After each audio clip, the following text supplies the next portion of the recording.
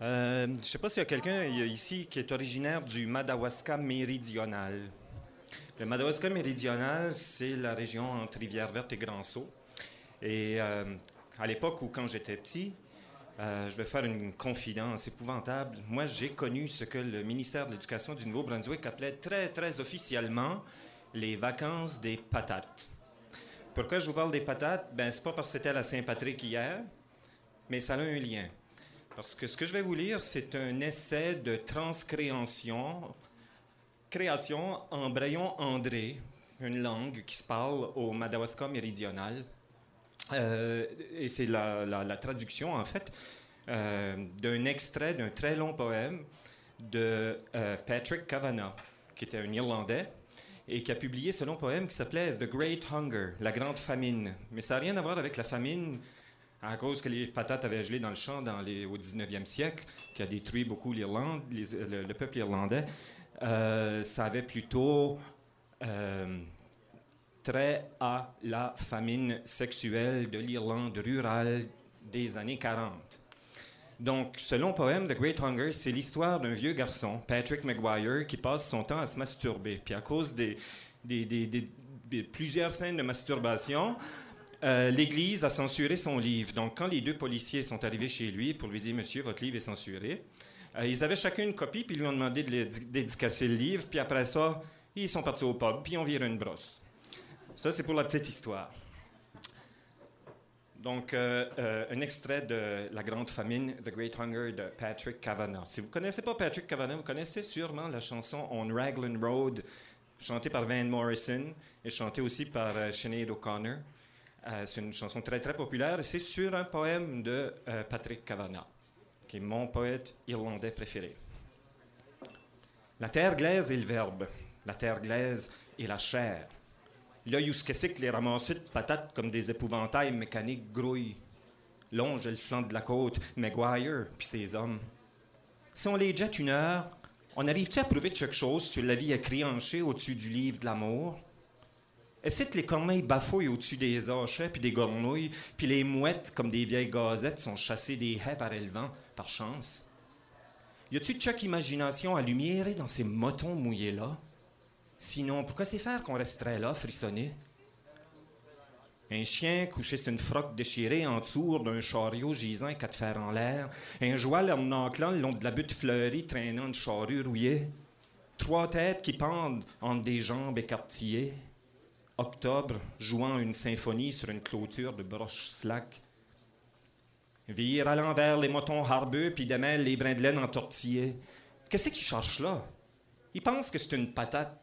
Mais on connaît mieux que ses doigts gantés de vase fouillant dans ses cheveux qui ressentent argent. Envoyez le panier par en avant, puis mets-le en balade dans ce creux ici. Baisse les brancards du chariot, Joe, puis scelle le joual, crie Maguire. Le vent vient-tu, Brannigan? Il va mouiller à cette heure. Ramasse les jarmes ratatinés, puis assure-toi qu'il n'y a pas une patate qui tombe par-dessus le haillon en descendant le halage caoteux. Ça, c'est une grosse job qu'on aura à faire au mois de décembre. Remplir ça de gravelle puis de bâtir une bordure le long du Padoue. Ah ben tiens, c'ti pas l'âne de Cassidy dans mon trèfle. Tabarnak, où est mon chien?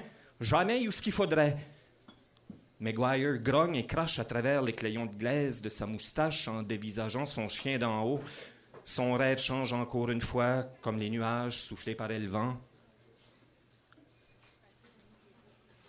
Puis il n'est pas sûr, à cette heure, si sa mère a raison ou pas, quand avant t'as un homme qui s'est marié avec son champ de patates. Watchez-le, cet homme-là, ça habite que l'esprit comme une poche trempe battant d'un genou du temps.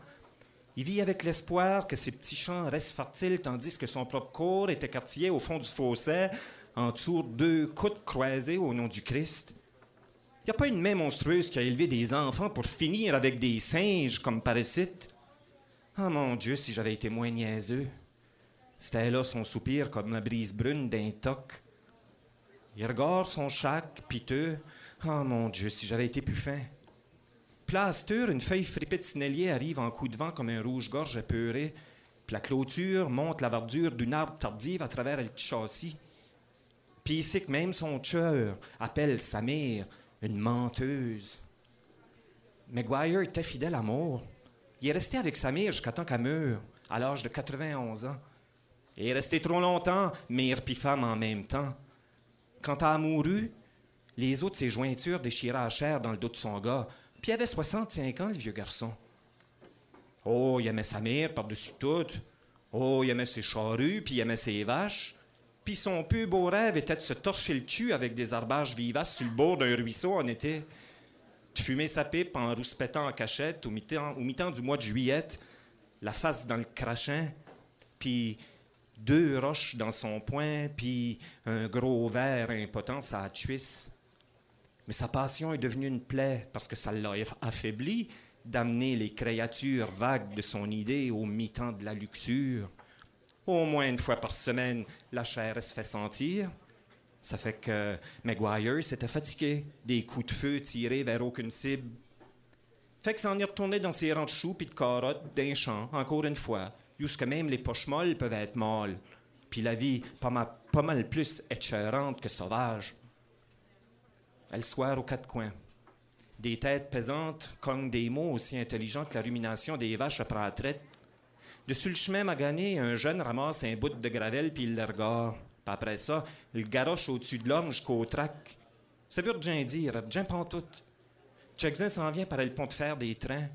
Puis ses bottes à clous, ses arches sonnent comme un gong pour réveiller les gars. Mais le pont, il est trop large. Les gars lèvent la tête un brin. C'est Junk John. Ça fait qu'il continue de rêver. La nuit dans les ormes, la nuit dans l'arbre. Oh, on est bien trop fatigué pour râler à la maison tout de suite. 2 gars en bicycle à pédale passent en parlant tout fort de Kitty puis Molly. Des juments ou des femmes? Sagesse ou folie? Une porte claque, c'est un chien qu'on a acheté dehors, où c'est que les prières commencent dans la cuisine sur Barnum Egan. Rosie, elle sac après le chat en 2 bouts de dévotion. La fille a pris pour avoir 3 souhaits, la santé puis la richesse puis l'amour. A pris la fille qui est la foi ou l'espérance ou un mélange des deux. Aux 4 coins, il n'y a quasiment plus de monde. Les derniers mots sont prononcés, il n'y a pas de lendemain. Pas de futur à part une rallonge de temps pour faire les foins ou pour changer l'essieu de la barouette. Patrick Maguire a à la maison puis il s'est fait du cocoa. Puis il s'est arraché un morceau après la miche de pain de froment. Sa mère a crié de regarder dehors puis de faire sûr que la porte du poulailler était bien barrée.